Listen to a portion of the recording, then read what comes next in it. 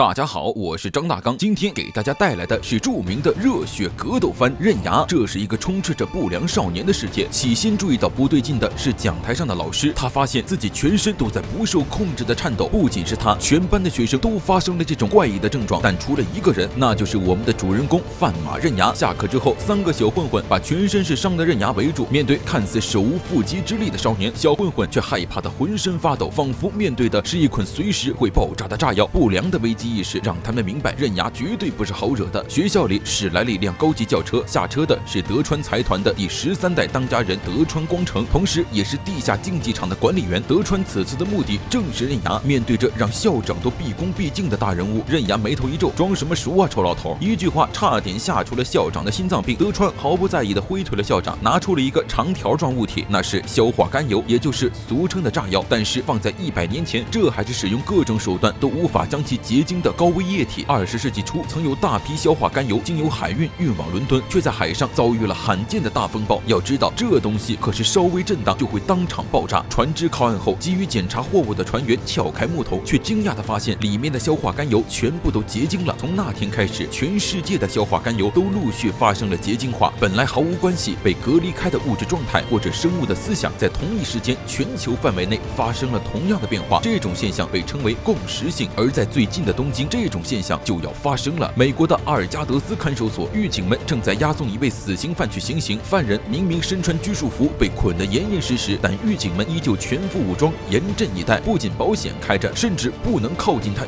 米以内，要将他当成口含剧毒的大型猛兽。来到行刑房间，名为多利安的重案犯被押上绞刑架。当神父问起他有什么遗言的时候，多利安咧嘴一笑，说自己想尝尝败北的滋味。吓得不轻的神父立刻拉下开关，多利安脚下瞬间悬空，绳索被绷直，多利安不断的踢腿，蹬着双脚挣扎着。10分钟之后便彻底没了动静。狱警们放下多利安，由医生确认他是否已经死亡。但当医生将听诊器放上去的时候，却听到了有力的心跳。多利安睁开双眼，猛地抱起，飞起一脚，直接踹死了2名狱警。他很轻松地崩开了自己身上的拘束服，双眼发红地朝着瑟瑟发抖的众人走去。等到房门再次打开，眼前的一幕让所有人毛骨悚然，屋内人都被整整齐齐地吊在了绳子上。多利安不知所踪，只在墙壁上留下了一则由鲜血写就的消息：诸位绅士，东京见。与此同时，在英国的卡利欧斯看守所，重刑犯多尔即将被执行电刑，而他的遗言也是想尝尝败北的滋味。负责行刑的狱警对此进行毫不留情的嘲笑，随即命令医生开始行刑。恐怖的电流瞬间传遍全身，多尔不受控制的浑身抽搐，口吐白沫，眼睛也开始往外渗血，不一会儿就浑身冒烟，彻底没了动静。但就当狱警走近查看的时候，多尔突然暴起，瞬间就给2位看守爆了头。惊慌失措的狱警拔出手枪向多尔扫射，但多尔甚至连眼罩都没有摘，就赶在子弹击中自己之前一拳打死了狱警，走向接应自己的飞机。他的目的同样也是东京。无独有偶，俄罗斯埃文斯看守所，死刑犯西科尔斯基徒手爬上了100米高的光滑金属墙，打死了俄罗斯英雄加连，并在墙上留下了和前2人一样的讯息。顶着漫天的风雪前往东京。美国 L5 水下看守所，一位教授将要去提问重刑犯斯别克，在见面之前，狱警勒令他卸下全身上下所有的金属。曾经斯别克仅